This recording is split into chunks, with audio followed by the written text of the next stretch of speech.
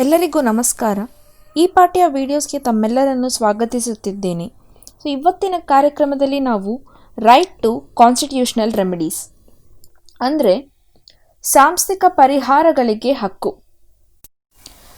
ನಮಗೆ fundamental rights ಇದೆ ಇವಾಗ, ಅಂದರೆ ಮೂಲಭೂತದ ಹಕ್ಕುಗಳು. ಈ ಮೂಲಭೂತದ ಹಕ್ಕುಗಳು ಡಿಕ್ಲೇರ್ ಮಾಡಿದ್ದಾರೆ, ಘೋಷಣೆ ಮಾಡಿದ್ದಾರೆ.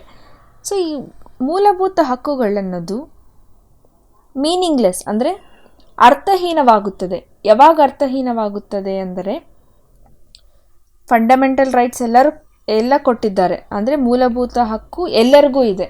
ಬಟ್ ಅದನ್ನು ಯಾರಾದರೂ ವೈಲೇಟ್ ಮಾಡಿದರೆ, ಫಂಡಮೆಂಟಲ್ ರೈಟ್ಸ್ನ ಯಾರಾದರೂ ಉಲ್ಲಂಘಿಸಿದರೆ, ಅಂಥವನ್ನು ನಿಷೇಧ ಮಾಡುವುದಕ್ಕಾಗಿ ನಾವು ಕೋರ್ಟಿಗೆ ಹೋಗ್ಬೋದು. ಇದನ್ನು ರೈಟ್ ಟು ಕಾನ್ಸ್ಟಿಟ್ಯೂಷನಲ್ ರೆಮಿಡೀಸ್ ಅಂತ ಕರಿತೀವಿ. ಅದರಿಂದ ನಾವು ಈ ಆರ್ಟಿಕಲ್ 32 ಬಂದ್ಬಿಟ್ಟು ರೈಟ್ ಟು ಕಾನ್ಸ್ಟಿಟ್ಯೂಷನಲ್ ರೆಮಿಡೀಸ್, ಓಕೆನಾ.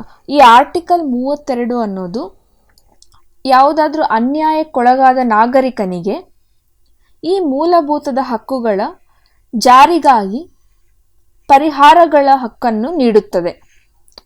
ಅದು ಬಂದ್ಬಿಟ್ಟು ಆರ್ಟಿಕಲ್ 32. ಸಿಂಪಲ್ ಆಗಿ ಈ ಮೂಲಭೂತ ಹಕ್ಕು ಅನ್ನೋದು ಆ ಮೂಲಭೂತ ಹಕ್ಕನ್ನು ರಕ್ಷಣೆ ಮಾಡುವುದು ಮೂಲಭೂತ ಹಕ್ಕಿನಲ್ಲೇ ಒಳಗೊಂಡಿದೆ ಎಂದರ್ಥ.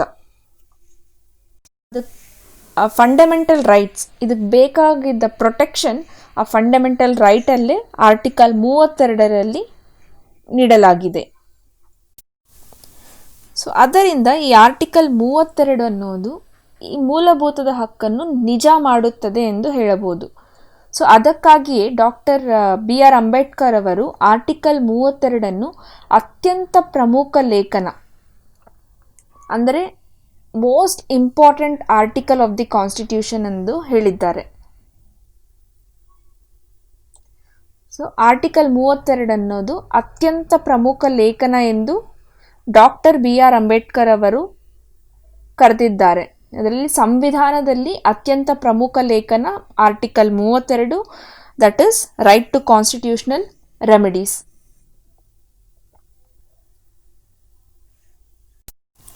ಈ ಆರ್ಟಿಕಲ್ 32 ಅನ್ನೋದು ಸಂವಿಧಾನದ ಮೂಲ ಲಕ್ಷಣವಾಗಿದೆ ಎಂದು ಸುಪ್ರೀಂ ಕೋರ್ಟ್ ತೀರ್ಪು ನೀಡಿದೆ. ಅದರಿಂದ ತಿದ್ದುಪಡಿಯ ಮೂಲಕ, ಅಂದರೆ ಅಮೆಂಡ್ಮೆಂಟ್ ಮೂಲಕವೂ ಅದನ್ನು ಅಮೆಂಡ್ ಮಾಡ್ಲಿಕ್ಕಾಗಂಗಿಲ್ಲ, ಚೇಂಜ್ ಮಾಡೋಕ್ಕಾಗೋದಿಲ್ಲ. ಆರ್ಟಿಕಲ್ 32 ಚೇಂಜ್ ಮಾಡೋಕ್ಕಾಗೋದಿಲ್ಲ, ಅಥವಾ ತೆಗೆದಾಕಕ್ಕಾಗಂಗಿಲ್ಲ. 32 ಆರ್ಟಿಕಲ್ನ ಬ್ಯಾನ್ ಮಾಡೋಕ್ಕಾಗಂಗಿಲ್ಲ, ಸಾಧ್ಯವಿಲ್ಲ ಎಂದು ಸುಪ್ರೀಂ ಕೋರ್ಟ್ ಹೇಳಿದೆ. ಸುಪ್ರೀಂ ಕೋರ್ಟ್ ಆರ್ಟಿಕಲ್ 32ರ ಅಡಿಯಲ್ಲಿ ಮತ್ತು ಹೈಕೋರ್ಟ್ ಆರ್ಟಿಕಲ್ 226 ಅಡಿಯಲ್ಲಿ habeas corpus, mandamus, prohibition, certiorari and quo warranto ಇತ್ಯಾದಿಗಳಿಗೆ ಬರಹಗಳನ್ನು ನೀಡಬಹುದು. ಬರಹ ಮೀನ್ಸ್ ರಿಟ್ಸ್ ಅಂದರ್ಥ.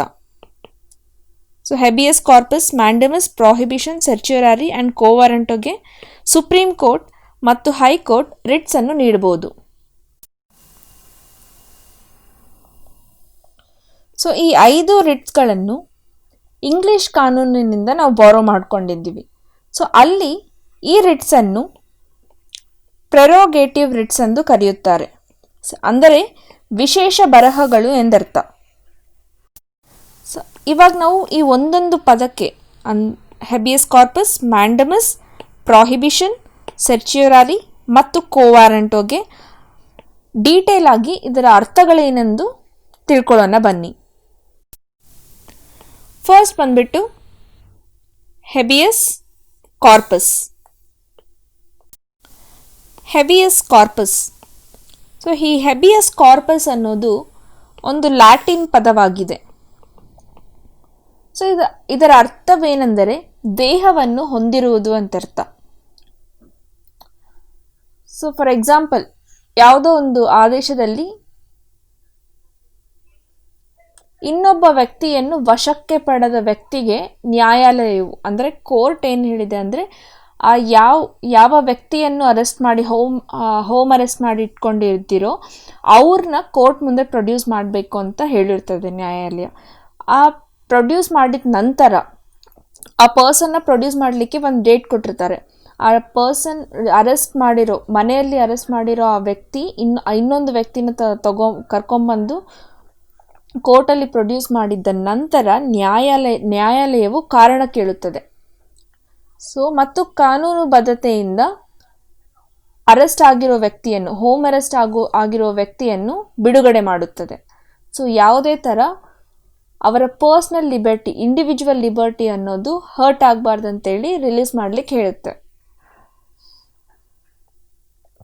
ಇದನ್ನು ಹೆಬಿಯಸ್ ಕಾರ್ಪಸ್ ಎಂದು ಕರೆಯುತ್ತೇವೆ.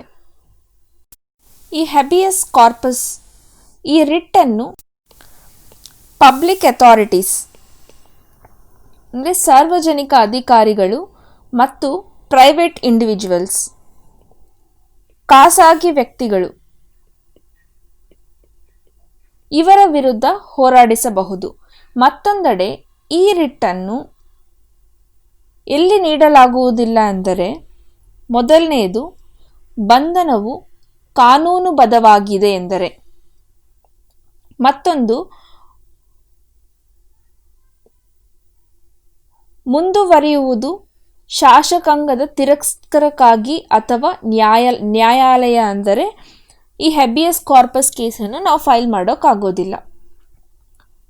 ಮತ್ತು ಈ ಡಿಟೆನ್ಷನ್ ಅನ್ನೋದು ಅಂದರೆ ಬಂಧನವು ಅರೆಸ್ಟ್ ಮಾಡಿರೋದು ಸಾಮರ್ಥ್ಯ ನ್ಯಾಯಾಲಯದಿಂದ ಮತ್ತು ಬಂಧನವು ಹೊರಗಿದೆ ನ್ಯಾಯಾಲಯದ ವ್ಯಕ್ತಿಯಿಂದ ಅಂದರೆ ಹೆಬಿಯಸ್ ಕಾರ್ಪಸ್ ಅನ್ನೋ ರಿಟ್ಟನ್ನು ಕೇಸನ್ನು ನಾವು ಫೈಲ್ ಮಾಡೋಕ್ಕಾಗೋದಿಲ್ಲ. ಎರಡನೇದಾಗಿ ಮ್ಯಾಂಡಮಸ್. ಮ್ಯಾಂಡಮಸ್ ಅಂದರೆ ವಿ ಕಮಾಂಡ್ ಎಂದರ್ಥ, ಅಂದರೆ ನಾವು ಆಜ್ಞಾಪಿಸುತ್ತೇವೆ ಎಂದರ್ಥ. ಈ ಕಮಾಂಡ್ ಅನ್ನೋದು, ಈ ಆಜ್ಞಾಪಿಸುತ್ತೇವೆ ಅನ್ನೋದು ಕೋರ್ಟ್ ಬಂದ್ಬಿಟ್ಟು ಪಬ್ಲಿಕ್ ಅಫಿಷಿಯಲ್ಗೆ, ಸಾರ್ವಜನಿಕ ಅಧಿಕಾರಿಗಳಿರ್ತಾರಲ್ವ, ಅವರೇನಾದರೂ ಅವರ ಕರ್ತವ್ಯಗಳನ್ನು ನಿರಾಕರಿಸಿದರೆ ಅವರ ಕರ್ತವ್ಯಗಳನ್ನು ಮಾಡಲಿಕ್ಕೆ ಕೋರ್ಟ್ ಅವರಿಗೆ ಆರ್ಡರ್ ಮಾಡುತ್ತೆ, ಅಂದರೆ ಕಮಾಂಡ್ ಮಾಡುತ್ತೆ. ಅದನ್ನು ಮ್ಯಾಂಡಮಸ್ ಎಂದು ಕರೆಯುತ್ತಾರೆ. ಈ ಕೋರ್ಟ್ ಮ್ಯಾಂಡಮಸ್ ಯಾರ್ಯಾರಿಗೆ ಇಶ್ಯೂ ಮಾಡ್ಬೋದು ಅಂತಂದರೆ, ಅವ್ರ ಕೆಳಗಿನಿರೋ ಕೋರ್ಟ್ಸ್ಗೆ ಅವರೇನಾದರೂ ಅವರವ್ರ ಡ್ಯೂಟೀಸ್, ಅವ್ರ ಕರ್ತವ್ಯಗಳನ್ನು ಟೈಮಿಗೆ ಪರ್ಫಾರ್ಮ್ ಮಾಡಿಲ್ಲ, ಒಂದು ಗೌರ್ಮೆಂಟ್ ಅಧಿಕಾರಿ, ಒಂದು ಸಾರ್ವಜನಿಕ ಅಧಿಕಾರಿ ಆತನ ಕರ್ತವ್ಯಗಳನ್ನು ಸರಿಯಾದ ಟೈಮಿಗೆ ಫುಲ್ಫಿಲ್ ಮಾಡಿಲ್ಲ ಅಂದರೆ ಆವಾಗ ಈ ಮ್ಯಾಂಡಮಸ್ ಅನ್ನೋದು ಕೋರ್ಟ್ ರಿಟ್ ಅನ್ನು ಇಶ್ಯೂ ಮಾಡುತ್ತೆ. ಈ ರಿಟ್ ಅನ್ನು ಯಾವುದೇ ಸಾರ್ವಜನಿಕ ಸಂಸ್ಥೆಯ ವಿರುದ್ಧವೂ ನೀಡಬಹುದು. ಅದರ ಕೆಳಗಿನ ಕೋರ್ಟ್ ಆಗಲಿ, ಕೆಳಮಟ್ಟದ ನ್ಯಾಯಾಲಯಕ್ಕೆ ನೀಡಬಹುದು, ನ್ಯಾಯಮಂಡಳಿ ಅಥವಾ ಅದೇ ಉದ್ದೇಶಕ್ಕಾಗಿ ಸರ್ಕಾರಕ್ಕೂ ಕೋರ್ಟ್ ಈ ಇಶ್ಯೂವನ್ನು, ಈ ರಿಟ್ಸ್ ಅನ್ನು ನೀಡಬಹುದು ಅಂತೇಳಿ ಮ್ಯಾಂಡಮಸ್ ತಿಳಿಸಿದೆ. ಬಟ್ ಈ ಮ್ಯಾಂಡಮಸ್ ಅನ್ನು ಪ್ರೈವೇಟ್ ಇಂಡಿವಿಜುವಲ್ಗೆ ನೀಡಲಿಕ್ಕಾಗೋದಿಲ್ಲ. ಆತನ ಡಿಪಾರ್ಟ್ಮೆಂಟಲ್ ಇನ್ಸ್ಟ್ರಕ್ಷನ್, ಅವ್ರ ಆಫೀಸ್ ಕೆಲಸನ ಮಾಡಲಿಕ್ಕೆ ಹೇಳಿ ಕೋರ್ಟ್ ಹೇಳಲಿಕ್ಕೆ ಆಗೋದಿಲ್ಲ ಅಂತೇಳಿ ಕ್ಲಿಯರ್ ಕಟ್ ಆಗಿ ಮ್ಯಾಂಡಮಸ್ಸಲ್ಲಿ ಇದನ್ನು ಕೂಡ ತಿಳಿಸಿದ್ದಾರೆ.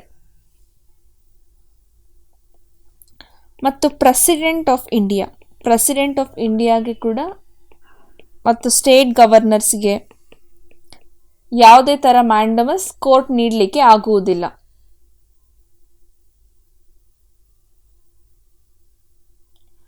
ಅದೇ ಥರ ಸುಪ್ರೀಂ ಕೋರ್ಟ್, ಹೈಕೋರ್ಟ್ ಜಡ್ಜ್ಗೆ ಮತ್ತು ಚೀಫ್ ಜಸ್ಟಿಸ್ ಆಫ್ ಹೈಕೋರ್ಟ್ಗೆ ಈ ರಿಟ್ಟನ್ನು ನೀಡಲಿಕ್ಕಾಗುವುದಿಲ್ಲ. ಕೋರ್ಟ್ಸ್ಗೆ ನೀಡಬಹುದು, ಬಟ್ ಚೀಫ್ ಜಸ್ಟಿಸ್ ಆಫ್ ಹೈಕೋರ್ಟ್ಗೆ ನೀಡಲಿಕ್ಕಾಗುವುದಿಲ್ಲ. ಮೂರನೇದಾಗಿ ಪ್ರಾಹಿಬಿಷನ್. ಪ್ರಾಹಿಬಿಷನ್ ಅಂದರೆ ನಿಷೇಧ ಅಂತ ಅರ್ಥ. ಈ ನಿಷೇಧಿಸುವುದು, ನಿಷೇಧ ಮಾಡುವುದು, ಇದನ್ನು ಉನ್ನತ ನ್ಯಾಯಾಲಯವು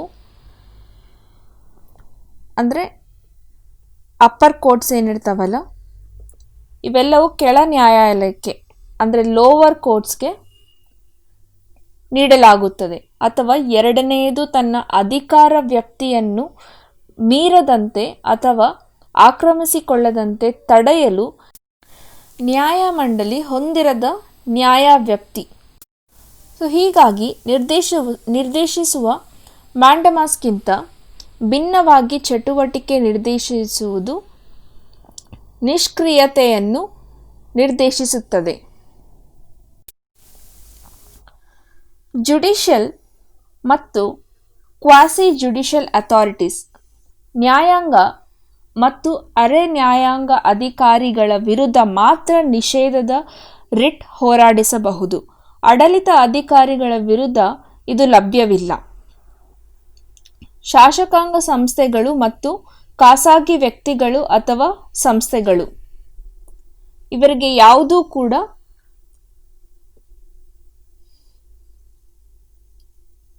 ಈ ಪ್ರಾಹಿಬಿಷನ್ ಅನ್ನೋದು ಲಭ್ಯವಾಗುವುದಿಲ್ಲ. ನಾಲ್ಕನೇದಾಗಿ ಸರ್ಚ್ಯೂರಾರಿ. ಈ ಸರ್ಚ್ಯೂರಾರಿ ಅನ್ನೋದು ಅರ್ಥವೇನೆಂದರೆ ಪ್ರಮಾಣೀಕರಿಸುವುದು ಎಂದರ್ಥ, ಅಥವಾ ತಿಳಿಸುವುದು ಅಂತ ಕೂಡ ಹೇಳ್ಬೋದು. ಸರ್ಟಿಫೈಡ್ ಅಥವಾ ಇನ್ಫಾರ್ಮ್ ಮಾಡೋದು ಅಂದರ್ಥ. ಸೊ ಈ ಸರ್ಚ್ಯೂರಾರಿಯನ್ನು ಉನ್ನತ ನ್ಯಾಯಾಲಯವು ಮಾತ್ರ ಬಾಕಿ ಇರುವ ಪ್ರಕರಣವನ್ನು ಅಂದರೆ ಕೆಳ ನ್ಯಾಯಾಲಯಗಳಿಗೆ ನೀಡಬಹುದು. ಸೊ ಯಾವ್ಯಾವ ವಿಷಯಗಳಲ್ಲಿ ಪೆಂಡಿಂಗ್ ಕೇಸಸ್ಗಳಿರ್ತಾವಲ್ವಾ, ಅಂಥ ಕೇಸಸ್ಗಳನ್ನು ನೋಡೋದಕ್ಕೋಸ್ಕರ ಹೇಳ್ಬೋದು. ಈ ಸರ್ಚ್ಯೂರಾರಿ ಅನ್ನೋದು ನ್ಯಾಯವ್ಯಾಪ್ತಿಯ ಮಿತಿ ಅಥವಾ ನ್ಯಾಯವ್ಯಾಪ್ತಿಯ ಕೊರತೆ ಅಥವಾ ಕಾನೂನಿನ ದೋಷದ ಆಧಾರದ ಮೇಲೆ ನೀಡಲಾಗುತ್ತದೆ. ಸೊ ಫೈನಲ್ ಆಗಿ ಐದನೇದಾಗಿ ಕೋವಾರೆಂಟು. ಸೊ ಕೋವಾರೆಂಟು ಅಂದರೆ ಯಾವ ಅಧಿಕಾರ ಅಥವಾ ವಾರೆಂಟ್ನಿಂದ ಅಂದರ್ಥ.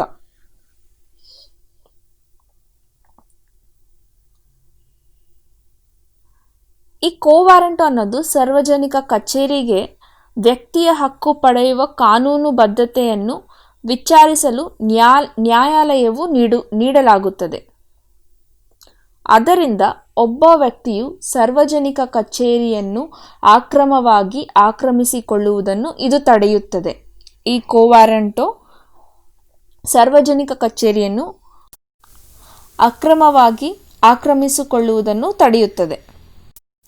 ಸೊ ಇವಿಷ್ಟು ನಾವು ತಿಳ್ಕೊಂಡಿರೋದು ಮೂಲಭೂತ ಹಕ್ಕುಗಳ ಬಗ್ಗೆ ಮಾಹಿತಿ. ಮುಂದಿನ ಕಾರ್ಯಕ್ರಮದಲ್ಲಿ ಮತ್ತೊಂದು ಇಂಟ್ರೆಸ್ಟಿಂಗ್ ಟಾಪಿಕ್ ಜೊತೆ ನಿಮ್ಮನ್ನು ಭೇಟಿಯಾಗುತ್ತೇನೆ. ಧನ್ಯವಾದಗಳು.